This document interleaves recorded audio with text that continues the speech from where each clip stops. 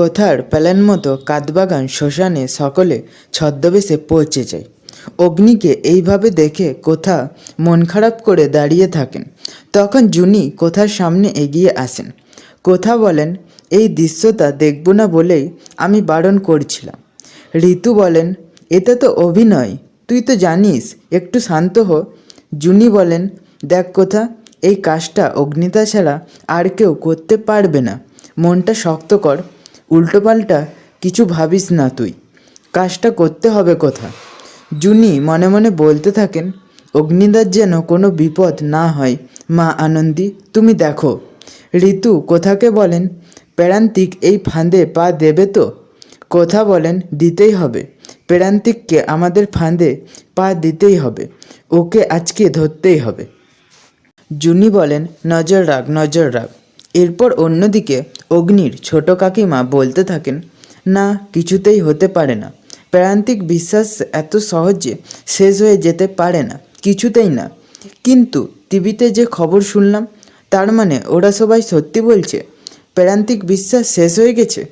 কিন্তু এটা কি করে সম্ভব? আমার তো হাত পা ঠান্ডা হয়ে যাচ্ছে, আমি তো কিছুই বুঝতে পারছি না, এটা কি করে হলো। এরপর কাঠবাগানের দিকে দেখা যায় মিডিয়ারা সকলে প্রত্যয় আর প্রত্যয়ের অফিসার স্যারের দিকে এগিয়ে আসেন। তখন প্রত্যয়ের স্যার বলেন, দেখুন, প্রান্তিক বিশ্বাসের মতো একজন অপরাধী যে ধরা পড়েছে, এটি অনেক বড় বিষয় এবং এই ঘটনাটা সমাজের কাছে একটা শিক্ষণীয় মেসেজ দেবে যে অপরাধ করে কখনো ছাড় পাওয়া যায় না। এরপর পুলিশ গাড়ি করে প্রান্তিকের বাবা মানে জয়দেব বিশ্বাস আসেন। তা দেখে মিডিয়ারা সেইখানে এগিয়ে যায়। অগ্নির ছোট কাকিমা মোবাইলের মাধ্যমে নিউজ দেখে বলেন, এই তো মিস্টার বিশ্বাসকেও আনা হয়েছে ওইখানে। সর্বনাশ, তার মনে প্রান্তিক সত্যিই নেই। এবার আমি কি করব? আমার নাম যদি বলে দেই? না না, আমাকে কিছু একটা করতেই হবে। কিন্তু জয়দেব বিশ্বাস যদি আমার নামটা বলে ফেলে? আমি তো কোথার কাছে এমনিতেই ধরা পড়ে গেছি। বাড়ির সবার কাছে কি করে নিজেকে বাঁচাবো? কি করব আমি এখন? এরপর অন্যদিকে চাদর মুখে ঢাকা নিয়ে অগ্নি বলতে থাকেন, কে জানে প্ল্যানটা সব ঠিকঠাক হবে কি না। কোথা একটা ভালো প্ল্যান তৈরি করেছে।